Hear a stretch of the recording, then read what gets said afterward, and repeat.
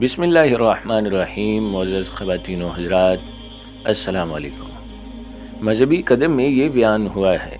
کہ ایک مرتبہ حضرت علی رضی اللہ تعالی عنہ خطبہ دے رہے تھے اور دوران خطبہ آپ نے ارشاد فرمایا، اللہ کا قہر اور غصہ 3 گھروں پر نازل ہو سکتا ہے کیونکہ ان 3 گھروں سے اللہ کو سخت نفرت ہے۔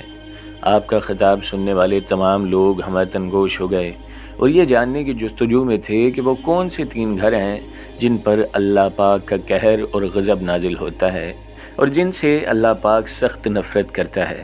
حضرت علی رضی اللہ تعالی عنہ نے فرمایا کہ یاد رکھو، پہلا گھر ایسا گھر ہے جس میں عورت کی آواز مرد کی آواز سے اونچی ہو جائے، یعنی جس گھر میں مرد کی نسبت عورت احکام صادر کرے، یا یوں کہہ لیجئے کہ جس گھر میں عورت کی حکمرانی ہو تو اللہ تعالیٰ ایسے گھر سے سخت نفرت کرتا ہے۔ محترم ناظرین، عورتوں کو جو حقوق اور آزادی دین اسلام نے دی ہے، اسلام سے پہلے کسی مذہب نے نہ دی تھی، لیکن ساتھ ہی ساتھ اسلام نے یہ بھی تعلیم دی ہے کہ مرد حاکم جبکہ عورت محکوم ہے، یعنی جب گھرداری کے نظام کی بات ہو تو شوہر کو حاکم جبکہ بیوی کو محکوم بنایا گیا۔ لیکن اس کے برعکس اگر کوئی عورت خود کو اپنے شوہر سے بلند برتر اور افضل سمجھنے لگے اور گھر کے فیصلے بیوی کرنے لگے تو ایسے گھر کو فرشتے سارا دن کوستے رہتے ہیں، یعنی ایسے گھر پر اللہ پاک کے فرشتوں کی لعنت ہوتی ہے۔ حضرت جعفر بن عبداللہ رضی اللہ تعالی عنہ نے فرمایا کہ میں نبی کریم صلی اللہ علیہ وسلم کے ساتھ عید کے دن نماز میں حاضر تھا تو اپنے خطبہ سے قبل بغیر اذان اور اقامت کے نماز پڑھائی، اور پھر نماز کے بعد حضرت بلال رضی اللہ تعالی عنہ کے ساتھ ٹیک لگا کر کھڑے ہوئے اور اللہ تعالیٰ کا تقوی اختیار کرنے کا حکم دیا اور اس کی اطاعت کرنے پر ابھارا اور لوگوں کو واعظ کی نصیحت کی۔ پھر عورتوں کے پاس آئے اور انہیں واعظ کیا، یعنی نصیحت کی، اور کہنے لگے، اے عورتوں، صدقہ اخراجات کیا کرو کیونکہ تمہاری اکثریت جہنم کا ایندھن ہے۔ آپ صلی اللہ علیہ وسلم نے یہ بات ارشاد فرمائی تو عورتوں کے درمیان میں سے ایک سیاہ نشان رخسار والی عورت اٹھ کر کہنے لگی، اے اللہ کے رسول اکرم صلی اللہ علیہ وسلم، وہ کیوں؟ تو نبی کریم صلی اللہ علیہ وسلم نے فرمایا، اس لیے کہ تم شکوہ اور شکایت بہت زیادہ کرتی ہو اور خداوند کی نافرمانی اور ناشکری کرتی ہو، اس لیے ہماری ماؤں بہنوں کو چاہیے کہ وہ اس بات کا خیال رکھیں اور اپنے گھر کو اللہ پاک کے غضب اور فرشتوں کی لعنت سے بچائیں۔ ناظرین، حضرت علی رضی اللہ تعالی عنہ نے پھر فرمایا، جس گھر میں کسی کا حق مارا گیا ہو اور اس ناحق کے پیسے سے اس گھر کا خرچ چلتا ہو، چاہے یہ پیسے کسی یتیم کے ہوں یا کسی بھی دوسرے شخص کے، ایسے پیسے کو استعمال کرنا اللہ پاک کے غضب کو دعوت دینے کے برابر ہے اور اللہ تعالیٰ ایسے گھروں سے سخت نفرت فرماتے ہیں۔ کسی دوسرے کا مال دھوکے سے کھانا ناجائز اور حرام ہے، شریعت نے ایسا کرنے سے منع فرمایا ہے۔ بے شمار آیات اور احادیث اس بات پر دلالت کرتی ہیں۔ قرآن میں اللہ تعالیٰ نے فرمایا، اے ایمان والو، تم ایک دوسرے کا مال آپس میں ناحق طریقے سے نہ کھاؤ سوائے اس کے کہ تمہاری باہمی رضامندی شامل ہو۔ ناظرین، آیت کی روشنی میں پتہ چلا کہ ایک دوسرے کے مال کو دھوکے، فراڈ اور باطلی طریقے سے کھانا حرام ہے، اس لیے چاہیے کہ کسی کا حق نہ مارا جائے۔ عبداللہ بن عباس رضی اللہ تعالی عنہ کہتے ہیں، جب اللہ نے قرآن کریم میں فرمایا کہ یتیم کے مال کے پاس نہ جاؤ مگر ایسے طریقے سے جو مستحسن ہے اور جو لوگ ناحق ظلم سے یتیموں کا مال کھا جاتے ہیں، اب یہ آیت قرآن مجید میں جب نازل فرمائی تو جن لوگوں کے پاس یتیم تھے انہوں نے ان کا کھانا اپنے کھانے سے اور ان کا پانی اپنے پانی سے جدا کر دیا تو یتیم کا کھانا بچ جاتا، یہاں تک کہ اسے وہ کھاتا نہ تو سڑ جاتا۔ یہ عمل لوگوں پر شاہ گزرا تو انہوں نے اس بات کو رسول اللہ صلی اللہ تعالیٰ علیہ وسلم سے بیان کیا تو اللہ نے قرآن کریم کی آیت نازل کی جس کا ترجمہ ہے کہ اور تجھ سے یتیموں کے بارے میں بھی سوال کرتے ہیں، آپ کہہ دیجئے کہ ان کی خیر خواہی بہتر ہے، تم اگر ان کا مال اپنے مال میں ملا بھی لو تو وہ تمہارے بھائی ہیں۔ تو جب یہ آیت اتاری گئی تو لوگوں نے اپنا کھانا اور پانی ان کے ساتھ ملا لیا۔ نمبر 3، ناظرین، وہ گھر جس میں گھر والے مہمان کے آنے پر ناراضگی کا اظہار کرتے ہیں۔ مہمان نوازی، ناظرین، نہ صرف پیارے آقا صلی اللہ علیہ وسلم کی سنت مبارک ہے بلکہ دیگر انبیاء کرام علیہ السلام کا طریقہ بھی ہے۔ ناظرین، حضرت سیدنا ابراہیم علیہ السلام بہت ہی مہمان نواز تھے اور بغیر مہمان کے کھانا تنہا نہیں کھاتے تھے۔ فرمان مصطفیٰ صلی اللہ علیہ وسلم ہے، جس گھر میں مہمان ہو اس میں خیر و برکت، اونٹ کی کوہان سے گرنے والی چیونٹی سے بھی تیز آتی ہے، بلکہ آپ حضرت ابراہیم علیہ السلام کی مہمان نوازی کا شاندار قصہ سنیں۔ حضرت ابراہیم علیہ السلام پہلے وہ انسان ہیں جنہوں نے دنیا میں مہمان نوازی کی رسم جاری فرمائی۔ ان کا معمول یہ تھا کہ کبھی تنہا کھانا نہ کھاتے، بلکہ ہر کھانے کے وقت تلاش کرتے کہ کوئی مہمان آ جائے تو اس کے ساتھ کھائیں۔ قرطبی نے بعض اسرائیلی روایات سے نقل کیا ہے کہ ایک روز کھانے کے وقت حضرت ابراہیم علیہ السلام نے مہمان کی تلاش شروع کر دی تو ایک اجنبی آدمی ملا۔ جب وہ کھانے پر بیٹھا تو ابراہیم علیہ السلام نے فرمایا کہ بسم اللہ کہو۔ اس نے کہا میں جانتا نہیں اللہ کون ہے اور کیا ہے۔ ابراہیم علیہ السلام نے اس کو دسترخوان سے اٹھا دیا۔ جب وہ باہر چلا گیا تو جبرائیل امین آئے اور کہا کہ اللہ تعالیٰ فرماتے ہیں کہ ہم نے تو اس کو کفر کے باوجود ساری عمر رزق دیا اور آپ نے ایک لقمہ دینے میں بھی بخل کیا۔ یہ سنتے ہی ابراہیم علیہ السلام اس کے پیچھے دوڑے اور اس کو واپس بلایا۔ اس نے کہا کہ جب تک آپ اس کی وجہ نہ بتلائیں کہ پہلے کیوں مجھے نکالا تھا اور اب پھر کیوں بلا رہے ہیں، میں اس وقت تک آپ کے ساتھ نہ جاؤں گا۔ حضرت ابراہیم علیہ السلام نے واقعہ بتلا دیا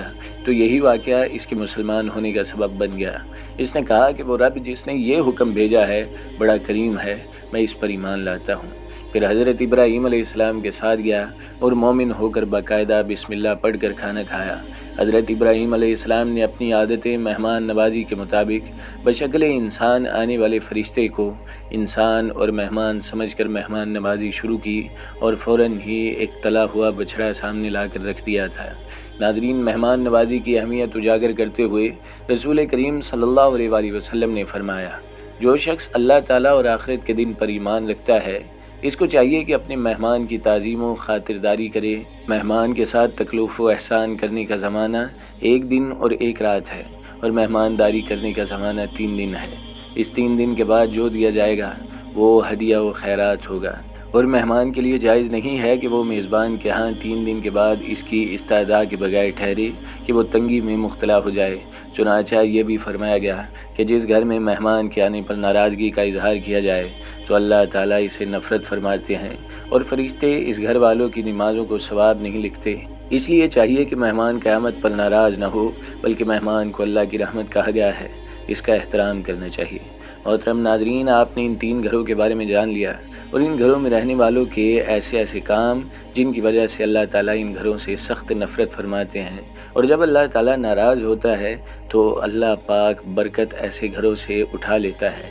یوں ایسے گھروں میں پریشانی آ جاتی ہے۔ اس لیے ضروری ہے کہ ایسے کاموں سے کوسوں دور رہا جائے۔ یاد رہے کہ ایسی نوبت ہمارے گھروں میں تب آتی ہے جب ہماری مائیں بہنیں دین کی تعلیم سے ناواقف ہوں۔ اسی طرح مردوں میں بھی دینی تعلیم کی کمی ان کاموں کا باعث بنتی ہے۔ اس لیے چاہیے کہ بنیادی اسلامی تعلیمات سیکھی جائیں اور قرآن مجید کو ترجمے کے ساتھ پڑھا جائے اور احادیث نبی صلی اللہ علیہ وآلہ وسلم اور سیرت نبی صلی اللہ علیہ وآلہ وسلم کا مطالعہ کیا جائے، تاکہ ہمیں پتہ ہو کہ اللہ تعالیٰ کن کاموں سے راضی ہوتا ہے اور کن کاموں سے اللہ پاک ناراض ہوتا ہے۔ اب خود ہی سوچ لیجئے کہ وہ عورت جس کو خامن کے مقام اور مرتبے کا علم ہو، کیا کبھی وہ اپنے خامن کے سامنے اونچا بولے گی؟ ہرگز نہیں۔ لیکن اکثر عورتیں کم علمی میں جو ایسا کرتی ہیں وہ دین سے دوری کی وجہ سے ایسا کرتی ہیں۔ یاد رہے کہ اگر کوئی عورت اپنے شوہر کے مقام و مرتبے کو جان لے، شوہر کو کھانا دینے کے بعد اس وقت تک نہیں بیٹھے گی جب تک شوہر کھانے سے فارغ نہ ہو جائے۔ قرآن مجید میں مرد کا مقام بیان کرتے ہوئے اللہ تعالیٰ کیوں فرماتے ہیں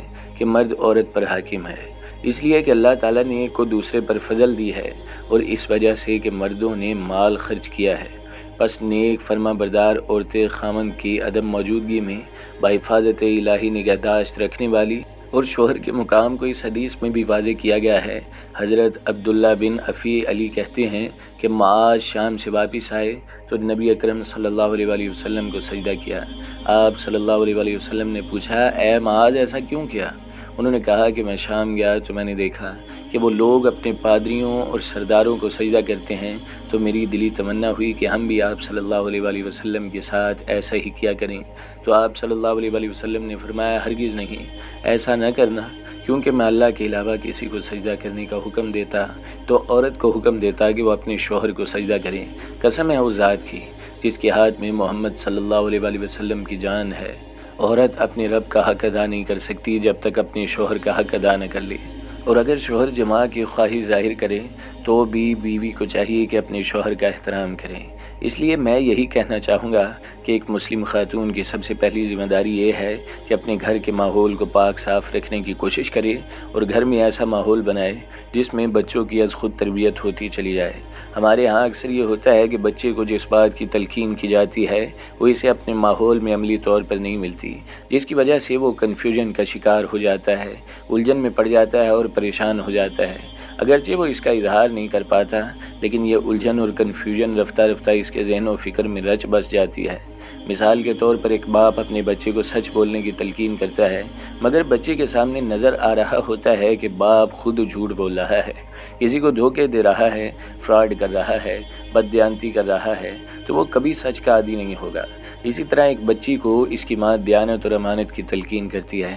لیکن بچی کو اپنی ماں کے معاملات میں دیانت اور امانت دکھائی نہیں دیتی تو وہ ذہنی اذیت کا شکار ہو جائے گی اور دیانت اور امانت اس کے کردار اور عادات کا حصہ نہیں بن پائے گی۔ اس لیے میں یہ گزارش کروں گا، بچوں کی تعلیم اور تربیت، ان کی اخلاقی نشوونما اور ان کی ذہنی اور فکری اصلاح کے لیے گھر کے ماحول کو اس کے مطابق بنانا ماں باپ دونوں کی اور خاص طور پر عورت کی ذمہ داری ہے۔ پھر گھر کے ماحول کو بہتر رکھنا ایک اور حوالے سے بھی ضروری ہے کہ ہمارے آمدوار پر یہ شکایت رہتی ہے کہ گھروں میں برکت نہیں رہی، نحوست کے اثرات ہیں، کاموں میں رکاوٹ ہے، رشتوں میں رکاوٹ ہے اور محبت اور اعتماد کا ماحول نہیں رہا۔ ہم اس کی وجہ عام طور پر یہ سمجھتے ہیں کہ کسی نے کچھ کر دیا ہے، اس کے لیے عاملوں کے پاس جاتے ہیں، یہ معلوم کرنے کی کوشش کرتے ہیں کہ ہم پر کسی نے وار کیا ہے اور کیوں کیا ہے۔ مجھے اس سے انکار نہیں ہے کہ جادو کرنے والے کرتے ہیں، اس کے اثرات بھی ہوتے ہیں، لیکن اس کا ایک پہلو یہ بھی ہے کہ گھر میں نماز ہوگی، ذکر ہوگا، درود شریف اور خیر کے اعمال ہوں گے